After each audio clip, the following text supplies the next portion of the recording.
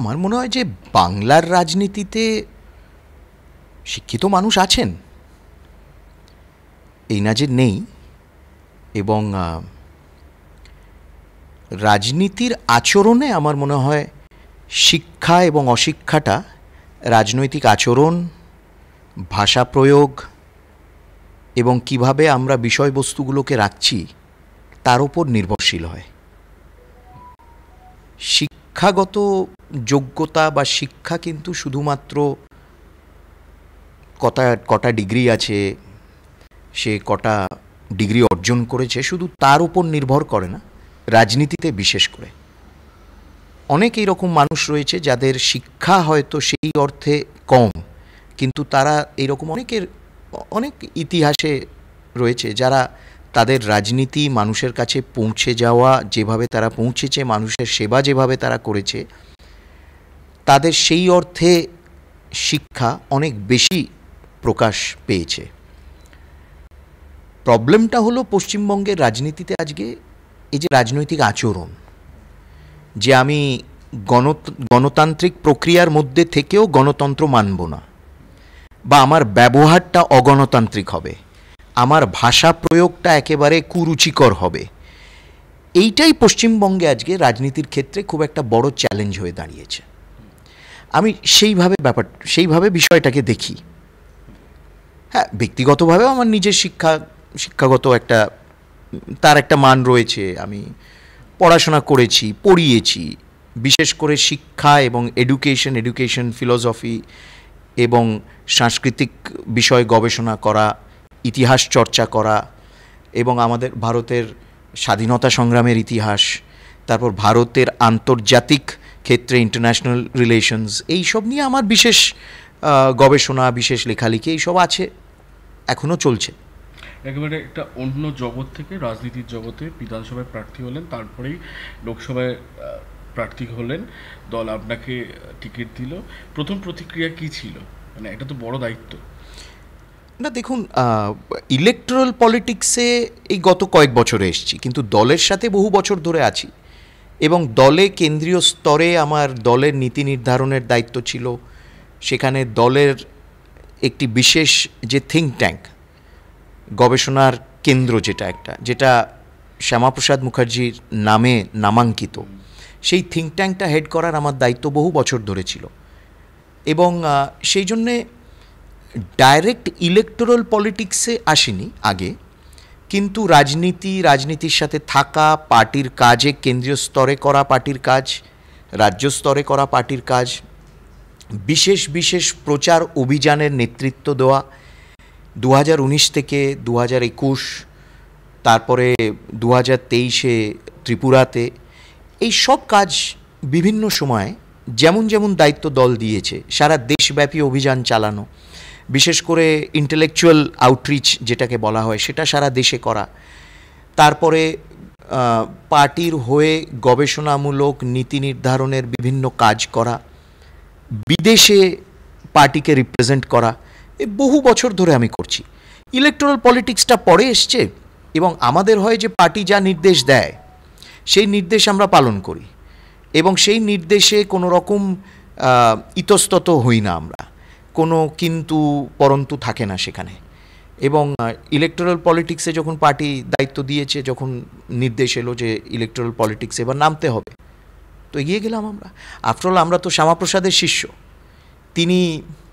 তিনি কোন একটি পরিস্থিতিতে, কোন পরিবেশে ছিলেন, একেবারে শিক্ষার পরিবেশে ছিলেন, সম্পূর্ণভাবে শিক্ষার বিষয় নিয়ে তার কাজ, তার জীবন সবটাই, সেখান থেকে তিনি দেশের স্বার্থে, বাংলার মানুষের স্বার্থে, বাংলার স্বার্থে তিনি রাজনীতিতে এলেন, এবং রাজনীতিতে এসে তিনি ততোধিক সাকসেসফুল হলেন একজন রাজনীতিবিদ, একজন নেতা, একজন জননায়ক হিসেবে। এবং তার জীবনের একটি সবচেয়ে বড় অবদান হচ্ছে বাঙালির অস্তিত্বকে বাঁচানো এবং বাংলাকে সম্পূর্ণভাবে পাকিস্তানে না যেতে দেওয়া। আজকে আমরা যে বসে এই যে ইন্টারভিউ নিচ্ছি, আপনি যে বসে আছেন আমাকে জিজ্ঞেস করছেন, আমরা যে বসে আছি, যে পশ্চিমবঙ্গে বসে আছি, এই পশ্চিমবঙ্গই থাকতো না যদি শ্যামাপ্রসাদ না থাকতো। তো সেই জন্য তিনিও সেই ট্রানজিশনটা করেছেন, এবং তিনি আমাদের আইকন। তো আমরা তো যা করি খুব ছোট আকারেই করি, তার মতন তো করতে পারি না। যাদবপুর কেন্দ্র খুব একটা প্রেস্টিজিয়াস কেন্দ্র, একটা সময় সোমনাথ চট্টোপাধ্যায় দীর্ঘদিন সেখান থেকে লড়াই করেছেন, তারপরে মমতা বন্দ্যোপাধ্যায় লড়াই করতেন, সেই কেন্দ্রে আপনি প্রার্থী হয়েছেন, কতটা আত্মবিশ্বাসী? আত্মবিশ্বাসী সব সময়, মানে আমি যখন বোলপুরে গিয়ে দাঁড়িয়েছিলাম, বোলপুরের মতন একটি কেন্দ্র যেখানে শান্তিনিকেতনে, এবং আশা করি আগামী দিনে ভবিষ্যতে এই সব চেঞ্জ হবে, যেখানে শান্তিনিকেতন ছাড়া তার বাইরে গুরুদেবের কোনো অস্তিত্ব চিহ্নই পর্যন্ত এরা রাখেনি। যেখানেই যেতাম সেখানে জিজ্ঞেস করা হতো অনুব্রতর গড়, মানে বোলপুরকে অনুব্রত মণ্ডলের গড় হিসেবে সাংবাদিকরাও বলতো, সেখানকার মানুষ, সেখানকার অর্থাৎ যারা অন্যান্য ব্যক্তিরা রয়েছে তারাও বলতেন। একটা অদ্ভুত সেখানে পরিবেশ এবং পরিস্থিতি ছিল। তো সেখানেও দাঁড়িয়েছি, আত্মবিশ্বাস নিয়ে দাঁড়িয়েছি সেখানে। আমরা প্রত্যেকটা, মানে সে যা কাজ করি না কেন, পার্টির কাজ, পার্টি যা নির্দেশ দেয় বা যা দায়িত্ব দেয়, সেটা সম্পূর্ণ আত্মবিশ্বাস নিয়েই করি। কিন্তু সেখানে কোনো রকম দ্বিধা, কোনো রকম মানে ডাউট বা এত পার্সেন্টেজ দেবো, এত দেবো না, এরকম থাকে না। এবং সেই জন্য এখানেও সম্পূর্ণভাবে আত্মবিশ্বাসী, এবং এই আত্মবিশ্বাস নিয়েই নেমেছি সবার সাথে। আপনার অপোজিট যিনি রয়েছেন তৃণমূলের, তাকে নিয়ে অনেক বিতর্ক রয়েছে, তার মন্তব্যে বিতর্ক রয়েছে, সেই বিষয়টা কীভাবে দেখেন? হ্যাঁ, মানে কথাটা হচ্ছে যে মানুষের কাছে যখন ভোট চাইতে যাচ্ছেন, শিক্ষা দুর্নীতির বেনিফিশিয়ারি একজন তিনি, এবং ডাইরেক্ট বেনিফিশিয়ারি, মানে যারা শিক্ষা দুর্নীতি ঘটিয়েছে, শিক্ষা দুর্নীতির কিংপিন, তাদের থেকে ডাইরেক্ট বেনিফিট তিনি পেয়েছেন। এই উত্তরগুলো মানুষকে দিতে হবে, মানে কোন মুখে তারা মানুষের কাছে যাচ্ছে, এবং তারা মানুষের কাছে গিয়ে যে কথাগুলো, যে প্রতিশ্রুতিগুলো বলছেন, তারা নিজেদের জীবনে সেটাকে অ্যাপ্লাই করেনি। তো সেই জন্য তারা গিয়ে যখন মানুষের কাছে বলছেন যে তারা মানুষের সাথেই কাজ করতে চান, তাদের পাশে দাঁড়াতে চান, তাদের নিজেদের রেকর্ড কি? এক।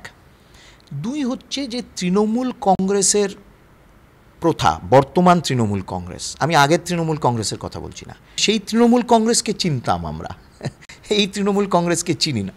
আমরা পঙ্কজ বন্দ্যোপাধ্যায়ের তৃণমূল কংগ্রেসকে চিনতাম, রঞ্জিত পাঁজার তৃণমূল কংগ্রেসকে চিনতাম, আমরা অজিত পাঁজার তৃণমূল কংগ্রেসকে চিনতাম, নীতিশ সেনগুপ্তর তৃণমূল কংগ্রেসকে চিনতাম, বিক্রম সরকারের তৃণমূল কংগ্রেসকে চিনতাম, আকবর আলী খণ্ডকরের তৃণমূল কংগ্রেসকে চিনতাম, আরও অনেক নাম বলতে থাকতে পারি আমি। এই তৃণমূল কংগ্রেসটাকে চিনি না আমরা, এই কারণে যে তারা, তাদের স্বভাব, তাদের ভঙ্গি, এবং আমরা ওই তৃণমূল কংগ্রেসকে চিনতাম যার নেত্রী কাগজ ছুঁড়ে মেরেছিলেন লোকসভা স্পিকারের মুখে, অবৈধ অনুপ্রবেশকারীদের বিরুদ্ধে সোচ্চার হয়েছিলেন, সেই তৃণমূল কংগ্রেসকে আমরা চিনতাম। সামহাও এই তৃণমূল কংগ্রেসকে আমরা চিনি না কেন? এই তৃণমূল কংগ্রেস হাজি নুরুল ইসলামকে দাঁড় করায় বসিরহাটে, যে নাকি দেগঙ্গার একেবারে কিংপিন, দেগঙ্গার দাঙ্গার কিংপিন। এবং দেগঙ্গাতে 2010 সেপ্টেম্বর মাসে কেন দাঙ্গা হয়েছিল? কেন সেখানে হিন্দুদেরকে দুর্গাপুজো করতে দেবে না, এই সেই হাজি নুরুল ইসলাম। এবং এই তৃণমূল কংগ্রেস 2013 সালে মার্চ মাসে নেতৃত্বে, কিছু সংখ্যালঘু তাদের নেতাদের নেতৃত্বে তারা ময়দানে মিটিং করেছিল। কেন? কার সমর্থনে? যারা রাজাকার ছিল বাংলাদেশে, সেই রাজাকারদের সমর্থনে এরা মিটিং করিয়েছিল শেখ হাসিনার বিরুদ্ধে। কেন শেখ হাসিনার বিরুদ্ধে? কেননা তিনি সেখানে ওয়ার ক্রাইম ট্রায়াল করাচ্ছিলেন, এবং রাজাকারদের যাতে ফাঁসি হয়, যারা পাকিস্তানপন্থী রাজাকার ছিল, 71-এর যারা ঘাতক দালাল যারা ছিল, তাদের যাতে ফাঁসি হয়, সেই ওয়ার ক্রাইম ট্রায়াল যেহেতু হাসিনা শুরু করেছিল, এই তৃণমূল কংগ্রেস 2013 সালে ক্ষমতায় আসার 2 বছরের মধ্যে বিশাল জনসভা করিয়েছিল ময়দানে। আমরা সেই তৃণমূল কংগ্রেসকে চিনি না, আজকে দেখছি আমরা তাদেরকে। হাজি নুরুল ইসলামকে দাঁড় করেছিল। খাগড়াগড়ে যখন ব্লাস্ট হলো জামাতুল মুজাহিদিন বাংলাদেশের স্লিপার সেল, সেই ব্লাস্ট যে বাড়িতে ঘটল, সেই বাড়িতে বোমার কারখানা, আর্মস অ্যামিউনিশন ফ্যাক্টরি তারা চালাচ্ছিল। সেই বাড়ি কার ছিল? তৃণমূল কংগ্রেসের একজন লোকাল নেতা, সে ভাড়া দিয়েছিল। এবং পশ্চিমবঙ্গের মুখ্যমন্ত্রী বললেন, জামাতুল মুজাহিদিনকে ক্লিন চিট দিলেন, বললেন যে এই ব্লাস্ট কেন্দ্রীয় গোয়েন্দা সংস্থা করিয়েছে, এ কোনো জামাতুল মুজাহিদিন বাংলাদেশ করেনি। সেজন্য আমরা দেখছি যে একটা অ্যান্টি সনাতনী যে প্রথা, না হলে হাজী নুরুল ইসলামকে কেন দাঁড় করাবে? এবং যিনি আমার বিরুদ্ধে দাঁড়িয়েছেন যাদবপুর লোকসভায়, আমি সেই বিষয়ে সেই জন্যই টানলাম এই বিষয়টাকে, তিনি মহাদেবের বিরুদ্ধে যে ধরনের মন্তব্য করেছেন, এই ধরনের মন্তব্য আমাদের দেশে অন্য দেশ হলে কি হতো আমি আর বলছি না, অন্য দেশ এবং অন্য ধর্মেও যদি হতো, এবং সেই দেশে যদি উনি সেই ধর্মের বিরুদ্ধে এই মন্তব্য করতেন কি হতো আমি আর বলছি না, আমরা জানি। কিন্তু তিনি এই মন্তব্য করেও তাকে এই টিকিট দেওয়া হলো। অর্থাৎ সনাতনীদের এই দল ঘেন্না করে, সনাতনীদের বিরোধী এই দলের নেত্রী। না হলে তিনি বলেন যে যারা তিলক কাটে গেরুয়া পড়ে তারা দাঙ্গাবাজ। এই রামনবমী যেই আসছে পারদ চড়ছে, ইচ্ছাকৃতভাবে তিনি চড়াচ্ছেন। রেড রোডে ঈদের দিন কি ভাষণ দিলেন, এবং তিনি বারে বারে চেষ্টা করেছেন, আজকে নয় বারে বারে চেষ্টা করেছেন। ওই দেখবেন একটা ওনার খুব ইয়ে রয়েছে, হরে কৃষ্ণ ঘরে ঘরে, এ ওখান থেকে চুরি করে, হরে কৃষ্ণ ঘরে ঘরে, ওখানে সে ডাকা মারে, এইসব একটা ভাষণও রয়েছে। অর্থাৎ বারে বারে তিনি একটা সম্প্রদায়কে দাঙ্গাবাজ বলছেন। কোন সম্প্রদায়? হিন্দু সম্প্রদায়, যারা সনাতনী তাদেরকে তিনি বারবার দাঙ্গাবাজ বলছেন। কেন? তিনি জানেন যে তার 37% ভোট ব্যাংকটাকে ইন্ট্যাক্ট রাখলেই তিনি ক্ষমতায় থাকবেন। তিনি ভাবছেন, বামফ্রন্টও ভাবতো এক সময়, তারপর কি হলো দেখলাম আমরা। এবং সেই জন্যে it is convenient for her এই ধরনের ক্যান্ডিডেট দাঁড় করাও, কিচ্ছু যায় আসবে না, কেন আমার তো 37% ভোট ইন্ট্যাক্ট থাকবে। কিন্তু কথাটা হলো, যারা নিজেদের ধর্মকে শ্রদ্ধা না করতে পারে, যারা সনাতনী হয়ে নিজেদের সনাতনী বলতে যারা লজ্জা পায়, যারা সনাতনী হয়ে সনাতনীদের বিরুদ্ধে, দেবদেবীদের বিরুদ্ধে মন্তব্য করেন, তারা যে কোনো ধর্মের বিরুদ্ধে মন্তব্য করতে পারবে, খালি ইউ নিড অ্যান অপরচুনিটি। এবং সেই জন্যে যে এই যে বিরুদ্ধে যাদেরকে দাঁড় করিয়েছে, যাকে দাঁড় করিয়েছে তৃণমূল কংগ্রেস, এটা খুব সুপরিকল্পিতভাবে ওই আঘাত করা। সেখানে আইএসএফও প্রার্থী দিয়েছে আপনাদের যাদবপুরের, একটা চতুর্মুখী লড়াইয়ের অবস্থা দেখা যাচ্ছে। না, আইএসএফ তো দিয়েছে প্রার্থী, এবং আইএসএফের অধিকার আছে প্রার্থী দেওয়া, তাদের নিজস্ব একটা এজেন্ডা রয়েছে। এবং আইএসএফের তো এই ভাঙড় তো আইএসএফেরই আন্ডারে, তারাই জিতে এসছে। এবং আশ্চর্য যে বামপন্থীরা নিজেদের প্রার্থী ঘোষণা করে দিল যাদবপুর লোকসভায়, কিন্তু আইএসএফের সাথে তারা অ্যালায়েন্সে থেকেও আইএসএফের সাথে কথাবার্তা বলেছে কিনা জানি না। যদি বলে থেকে থাকে তাহলে আইএসএফ নিজের প্রার্থী দিত না, নিশ্চয়ই নিজেদের মধ্যে কোনো কথাবার্তা হয়নি তাদের। এবং বামপন্থীদের, সিপিএমের তো এখানে একটাও এমএলএ নেই, মানে এখানে কেন কোথাওই নেই, বিধানসভা তো শূন্য, এমএলএ শূন্য। এবং সেই জন্যে নিজেদের অ্যালায়েন্স যারা ইন্ট্যাক্ট রাখতে পারে না, এবং আমরা দেখছি যে সিপিএম, মানে মৌলিক প্রশ্নটা হলো যে সিপিএম তাহলে কোন অ্যালায়েন্স, কোন জোটের সাথে?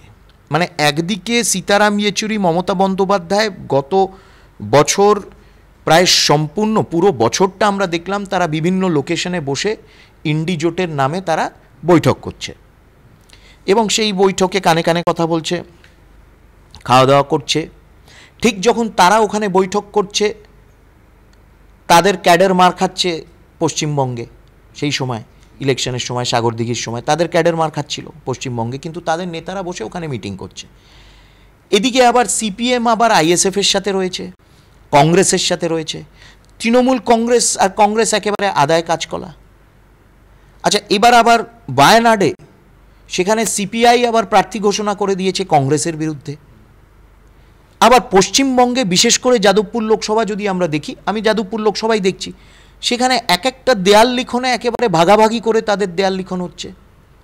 সেখানে তাদের স্লোগান পর্যন্ত একেবারে এক স্লোগান। মানে এখানে স্যাম্পল রয়েছে, এই যে এখানে এই স্যাম্পল নিয়ে আমি এই কথা গত 40 দিন ধরে বলছি, যবে থেকে প্রচার শুরু হয়েছে আমি এই কথা বলছি। কেন? এটা আমার খুব অনেক আগে আমার নজরে এসছে যে তারা দেয়াল লিখনটা সিঙ্ক্রোনাইজডভাবে করছে, তারা ক্যাম্পেইনটা সিঙ্ক্রোনাইজডভাবে করছে, এবং আজকে এও বেরিয়ে এলো যে তারা স্লোগানটাও একরকম স্লোগান, এক হুবহু স্লোগান তারা করছে, তারা ব্যবহার করছে দেয়ালে তাদের প্রচারের জন্যে। এর চেয়ে বড় প্রমাণ, এর চেয়ে বড় উদাহরণ কোথায় রয়েছে? যে পুরো গটপ কেস, কিন্তু এই কেসটা পুরো গটপ। সিপিএম এবং তৃণমূল কংগ্রেস একেবারে আঁতাত একটি অঘোষিত, এটা তো ঘোষিত প্যাক্ট, দেয়াল লিখনে এখন ঘোষণাই হয়ে গেছে প্যাক্টের, যাতে তারা বিজেপির ভোটটাকে কাটতে পারে, পরিষ্কার। কিন্তু কি হচ্ছে, ক্যাডার যারা, সিপিএমের যারা ক্যাডার, বামপন্থীরা যারা, তারা মিসলেড হচ্ছে। তারা ভাবছে যে না, সিপিএম ক্যান্ডিডেট দাঁড় করিয়েছে যাদবপুরে, ভালো ফাইট দেবে, তারাও স্বপ্ন দেখছে আবার ভবিষ্যতে তারা ক্ষমতায় আসবে, তারা ক্ষমতায় থাকবে, তাদের একটা অ্যাসপিরেশন রয়েছে। কিন্তু ওপরে পুরো প্যাক্ট চলছে যে সিপিএম তো ক্ষমতায় থাকতেই চাইছে না, আসতে চাইছে না, আসবেও না, তৃণমূল কংগ্রেসকে তারা ইন্ধন যোগাচ্ছে, এবং তৃণমূল কংগ্রেস সিপিএমের নেতাদের ইন্ধন যোগাচ্ছে যাতে তারা তাদের রাজনীতিটা করতে পারে। এখানে সবচেয়ে বড় আমাং দি কমিউনাল মাইন্ডসেট যদি বলা হয়, সিপিএমের নেতাদের কমিউনাল মাইন্ডসেট না, দে আর কমিউনাল। নাহলে মোহাম্মদ সেলিম গিয়ে মুর্শিদাবাদে কেন দাঁড়ালেন? যাদবপুরে দাঁড়াতে পারতেন, দমদমে দাঁড়াতে পারতেন, দক্ষিণ কলকাতায় দাঁড়াতে পারতেন, কেন গিয়ে মুর্শিদাবাদে দাঁড়ালেন? মোহাম্মদ সেলিম বলেই তো মুর্শিদাবাদে দাঁড়ালেন, না হলে দুর্গাপুর বর্ধমানে দাঁড়াতেন, বাঁকুড়ায় গিয়ে দাঁড়াতে পারতেন। বাঁকুড়াতে তো মাইনরিটি পার্সেন্টেজ খুব কম, সংখ্যালঘু খুব কম, সেখানে মোহাম্মদ সেলিম গিয়ে দাঁড়ালেন না কেন? একদিকে কমিউনাল মাইন্ডসেট নেতাদের, আমি কিন্তু বামপন্থীরা যারা খুব জেনুইন বামপন্থী সমর্থক, আমি তাদের কথা বলছি না, তারা সত্যি ভালোবেসে পার্টিটাকে করে, কিন্তু তারা চায় যে এই পার্টি একদিন ফিরে আসুক, হবে না সেটা অন্য কথা। এবং তাদেরকে মিসলিড করছে এই পলিট ব্যুরোর নেতারা, যারা এই পার্টিটাকে কন্ট্রোল করছে, পুরো আঁতাত একেবারে তৃণমূল কংগ্রেসের সাথে। এবং সেই জন্য হয়তো আইএসএফ বুঝে গেছিল, আইএসএফের নিজের একটা আইডেন্টিটি রয়েছে। এবার আমার কথা হলো যে কোনো সম্প্রদায়ের নিজস্ব পলিটিক্যাল পার্টি থাকতেই পারে। একসময় হিন্দু মহাসভা ছিল,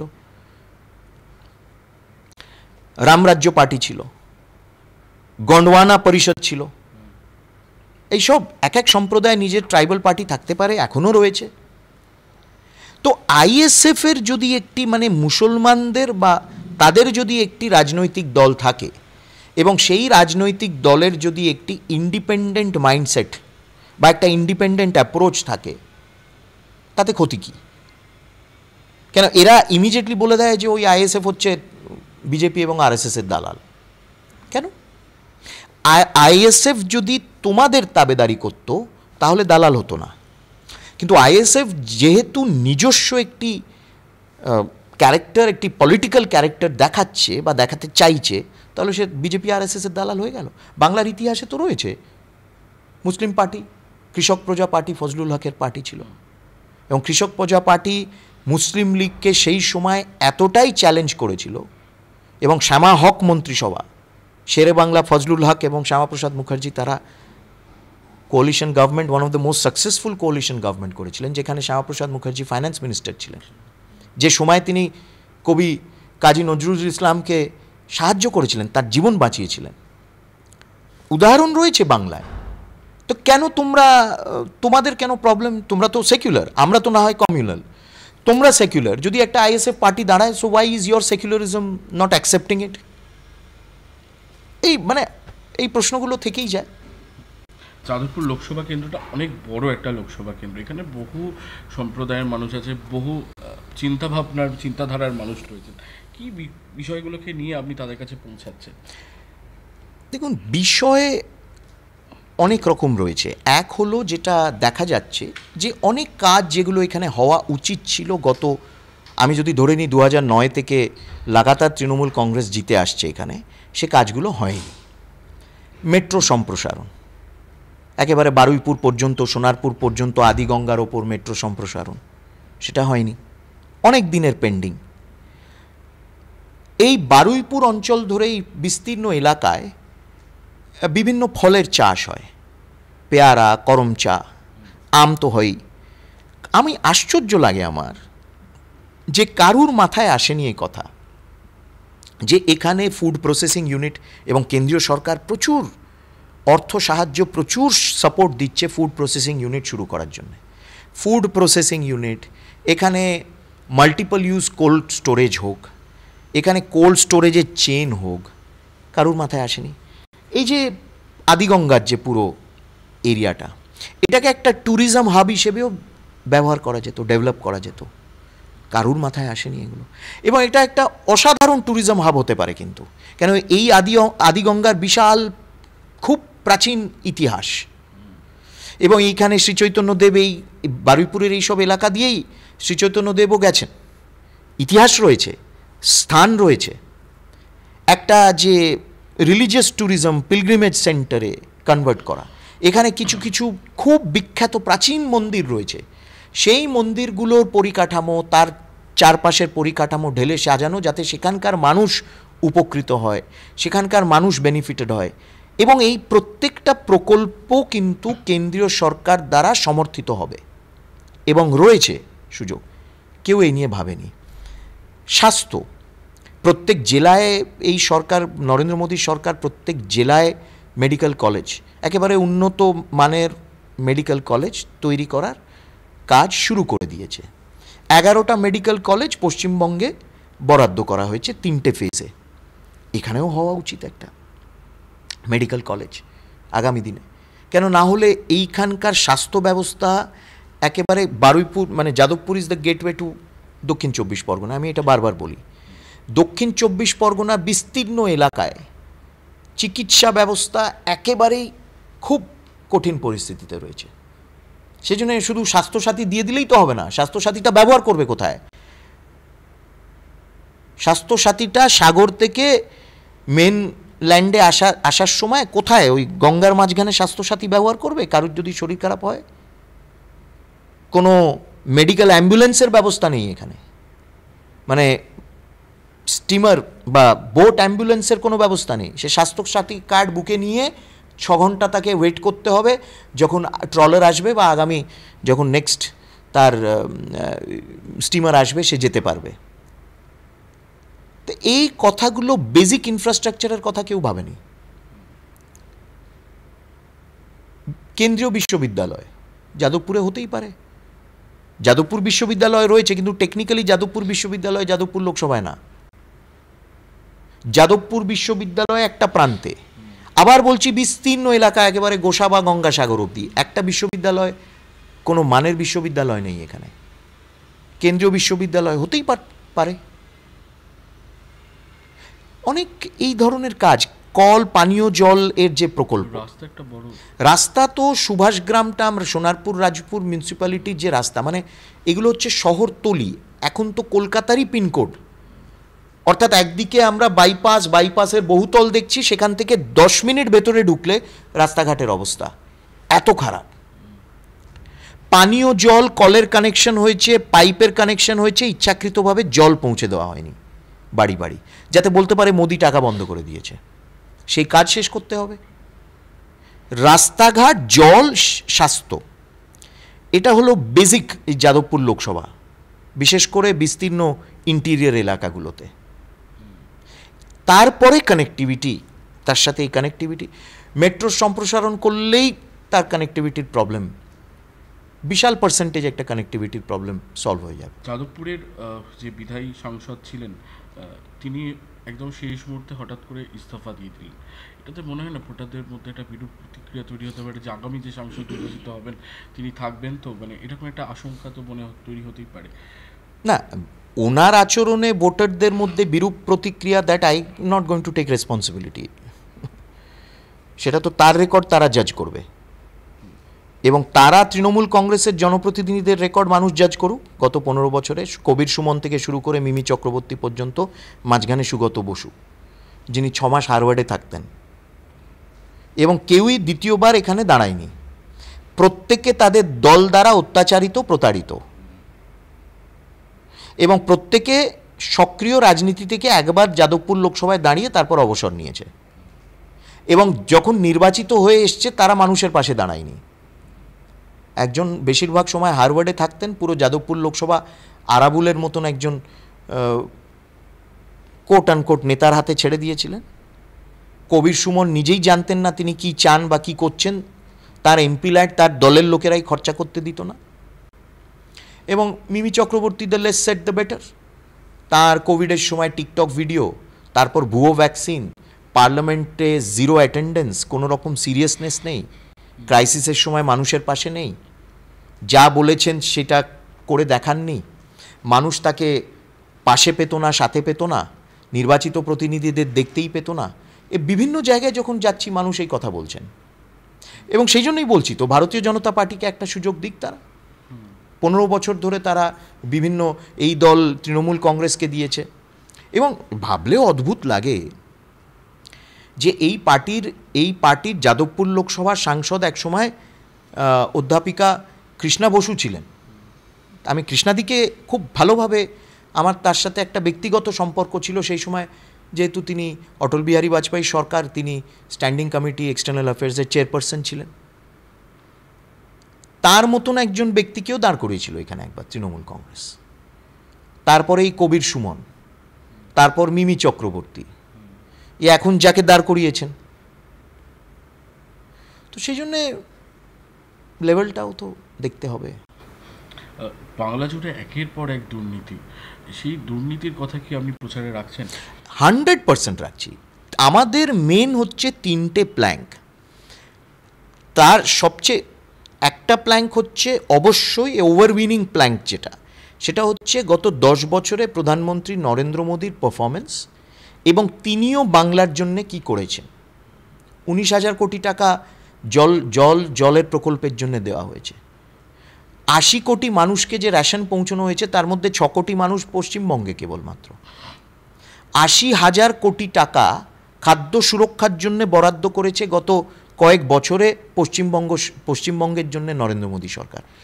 এইগুলো বলা, মেট্রোর সম্প্রসার, মেট্রোর কাজ যেভাবে লাগাতার চলেছে, যেভাবে পশ্চিমবঙ্গের খাতে প্রায় 173% বেড়েছে গ্রামীণ বিকাশের জন্যে বরাদ্দ টাকা।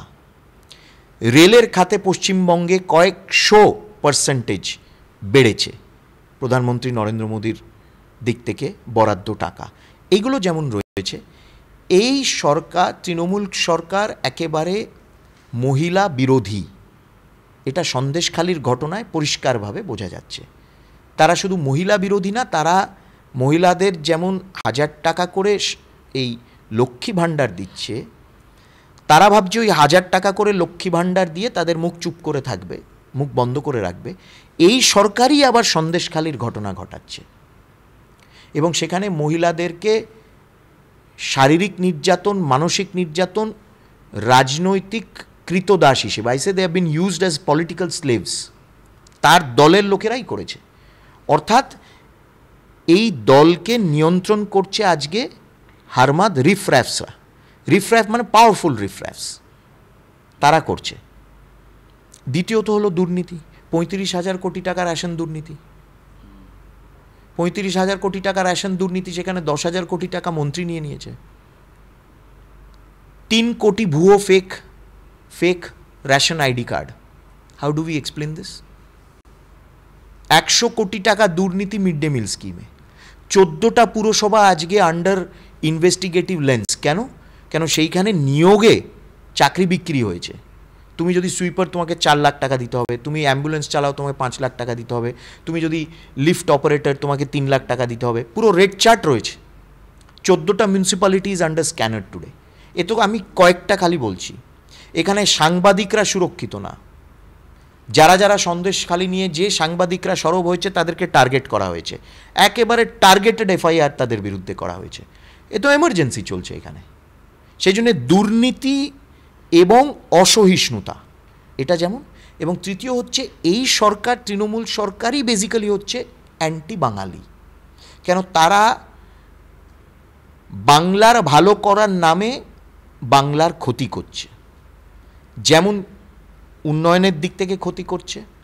প্রধানমন্ত্রী নরেন্দ্র মোদী বাঙালি আইকনদের জন্য যখন যেটা করতে গেছেন, এরা সেটার বিরোধিতা করেছে। তিনি শান্তিনিকেতনে ইউনেস্কো হেরিটেজ ট্যাগ ঘোষণা করালেন শান্তিনিকেতনকে, তারা বিরোধিতা করল ওনার। তিনি দুর্গাপুজোকে ইউনেস্কো হেরিটেজ ট্যাগ পাইয়ে দিলেন পরিশ্রম করে, তার বিরোধিতা করল এরা। তিনি নেতাজি সুভাষচন্দ্র বসুকে আজ, মানে এতদিন পর্যন্ত যে সম্মান কোনো প্রধানমন্ত্রী জানাননি, তিনি সর্বস্তরে সেই সম্মান বিভিন্নভাবে তিনি শ্রদ্ধা জ্ঞাপন করলেন। নেতাজির মূর্তি থেকে শুরু করে তার নামাঙ্কিত একটি জাতীয় পুরস্কার, এই সব তিনি করলেন।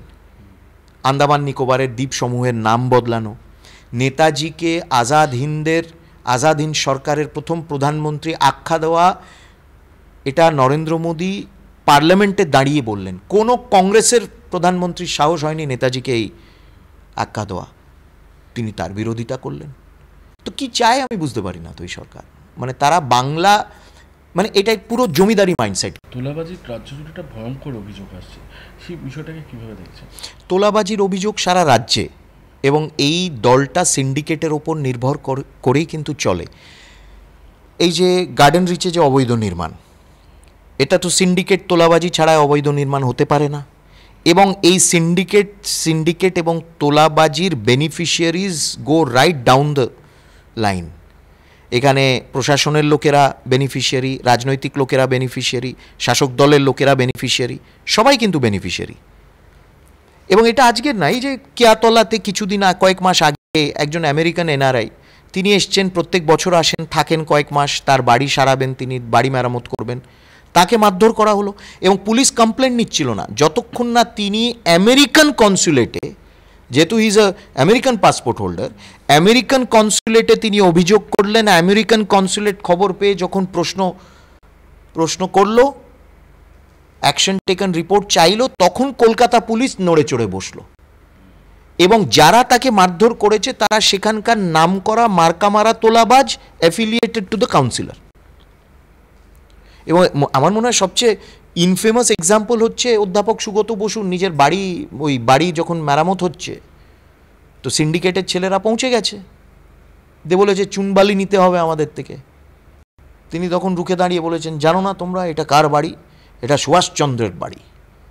তোরা বলছে ওসব জানি না, সুভাষ জানি না, পার্টি অফিসে আসতে হবে, সুভাষকে পার্টি অফিসে পাঠিয়ে দেবেন, আমাদের থেকেই নিতে হবে। ও তার কিছুদিন পরেই তিনি রাজনীতি থেকে অবসর নিলেন সুগতবাবু। তা এটা হলো তো symptom, this is the symptom. মানে এটা খুব গভীরে চলে যাচ্ছে। এবং সব এই দেখবেন যে যারা গিয়ে মানুষের কাছে ভোট চাইছে তৃণমূল কংগ্রেসের হয়ে, সবাই এরা এই তোলাবাজি সিন্ডিকেটের ওপর ভর করে নিজেদের রাজনীতিটা করে। এছাড়া তারা রাজনীতি করতে পারবে না, একদিনও টিকতে পারবে না। অবশ্যই প্রাসঙ্গিক, যত শ্যামাপ্রসাদ, ভারতীয় জনতা পার্টি একদিন পশ্চিমবঙ্গে ক্ষমতায় যতদিন না আসবে শ্যামাপ্রসাদ প্রাসঙ্গিক। ক্ষমতায় এলে তিনি আরও বেশি প্রাসঙ্গিক হয়ে যাবেন। কেন, তিনি কি ধরনের পশ্চিমবঙ্গ চেয়েছিলেন, কেন পশ্চিমবঙ্গ গঠন তিনি করেছিলেন, সেই পশ্চিমবঙ্গকে আমাদের ফিরিয়ে আনতে হবে। সেই জন্য শ্যামাপ্রসাদ প্রাসঙ্গিক। তার যে রাজনীতিতে তার যে ভ্যালিউস, তার যে অ্যাপ্রোচ, একদিকে তিনি খাঁটি বাঙালি, একেবারে পশ্চিমবঙ্গের স্বার্থে তিনি সরব, একেবারে বাঙালি, মানে to the power, to the last grain যাকে বলে, বাঙালিয়ত্ব, বাঙালিয়ানা, বাঙালির সংস্কৃতি, বাঙালির রসবোধ, সবটা তিনি তার নিজের জীবনে, তার নিজের আচরণে, তার নিজের চিন্তাভাবনায়, তার নিজের কর্মকাণ্ডে তিনি সেটা ফুটিয়ে উঠেছিলেন। এবং তার জন্যে বাঙালি এবং পশ্চিমবঙ্গ, মানে তিনি একেবারে তার প্রাণ ছিল। কিন্তু অন্যদিকে তার ভিশনে, তার পরিকল্পনাতে ভারতবর্ষও ছিল। অর্থাৎ একটি আঞ্চলিক দৃষ্টি তার যেমন ছিল, তার একটি জাতীয় দৃষ্টিও ছিল। He had a regional vision as well as a national vision. এবং তিনি জানতেন যে রিজনাল ভিশনটা আরও স্ট্রং হবে, ন্যাশনাল ভিশনটাকে সেটা সাপোর্ট করবে। এবং উভয় হচ্ছে পরিপূরক, যেটা আজকে পশ্চিমবঙ্গে হারিয়ে গেছে। এই আলাদা আলাদা আলাদা আলাদা করতে করতে পশ্চিমবঙ্গ মেন স্ট্রিম থেকে পশ্চিমবঙ্গকে সরিয়ে আনার একটি চক্রান্ত চলছে, একটি মানসিকতা। এই মানসিকতাকে সমর্থন করা যায় না, একটি বিচ্ছিন্নতাবাদের মানসিকতা। সেই জন্য আরও বেশি প্রাসঙ্গিক Shyamaprasad.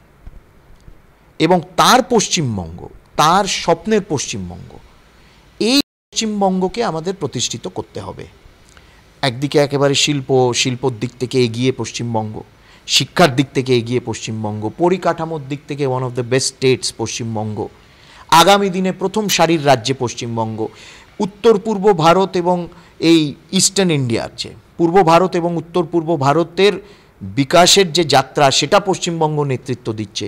Paschimbanga as a gateway to south east Asia, Paschimbanga as the entry point from south east Asia, এই সব স্বপ্ন যেদিন আমরা পূরণ করতে পারবো, যতদিন না আমরা পূরণ করছি ততদিন শ্যামাপ্রসাদ প্রাসঙ্গিক থাকছে। দেখুন, সব প্রধানমন্ত্রী বিদেশে যান, জওহরলাল নেহরু থেকে শুরু করে ইন্দিরা গান্ধী, জওহরলাল নেহরু হয়তো প্রধানমন্ত্রী নরেন্দ্র মোদীর থেকেও বেশি আরও বিদেশে যেতেন, এবং সেই সময় আমরা সবে স্বাধীন হয়েছি। যদি আমি তর্কের খাতিরে বলি, আমি এই তুচ্ছ তর্কের মধ্যে ঢুকি না, কেন যে কোনো প্রধানমন্ত্রী তার এটা দায়িত্ব, তার ডিউটি, তার কর্তব্য যে সে বিদেশে যাবে এবং ভারতকে সে প্রতিনিধিত্ব করবে। কিন্তু প্রশ্নটা হলো বিদেশে গিয়ে পেল কি? জওহরলাল নেহরু ঘন ঘন বিদেশে যেতেন, পেলেন কি? 93,000 স্কোয়ার কিলোমিটার চায়না নিয়ে নিল এবং নন অ্যালাইন মুভমেন্ট কোনো কাজে এলো না।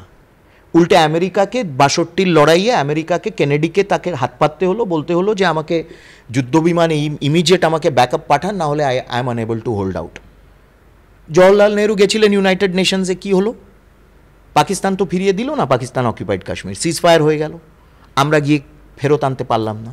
যাই হোক, এগুলো ইতিহাসের বিষয়। আমি বলছি যে এই যে বিরোধীরা, আপনি দেখবেন বিশেষ করে তৃণমূল কংগ্রেসের যারা বিদেশ যাওয়ার কোনো সুযোগ পায় না, ওই রোমে গিয়ে মাঝে মাঝে একটু রাস্তায় যেতে যেতে গান টান গায়ে করে।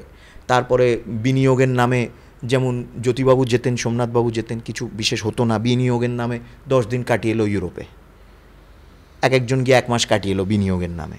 কিন্তু কি বিনিয়োগ এলো, কি ইনভেস্টমেন্ট হলো, কিছু বোঝা গেল না। কথাটা হচ্ছে যে কোনো প্রধানমন্ত্রীকে বিদেশে যেতে হয়। ফারাকটা হচ্ছে এই প্রধানমন্ত্রী যখন বিদেশে যান, এবং আমরা নিজেরা গিয়ে যখন দেখি, আজকে ভারতবর্ষের পাসপোর্টের নাম, ভারতবর্ষ দেখলে, পাসপোর্টের কালার দেখলে বিদেশে একটা আলাদা প্রতিক্রিয়া হয়। ও মোদি গ্রেট লিডার, এ কথা যে আমি কত দেশে বিদেশে শুনেছি, সাধারণ মানুষের থেকে শুনেছি, ট্যাক্সি চালকের থেকে শুনেছি, কেউ আমাকে খুশি করার জন্য কথা বলছে তা না, মোদি গ্রেট লিডার।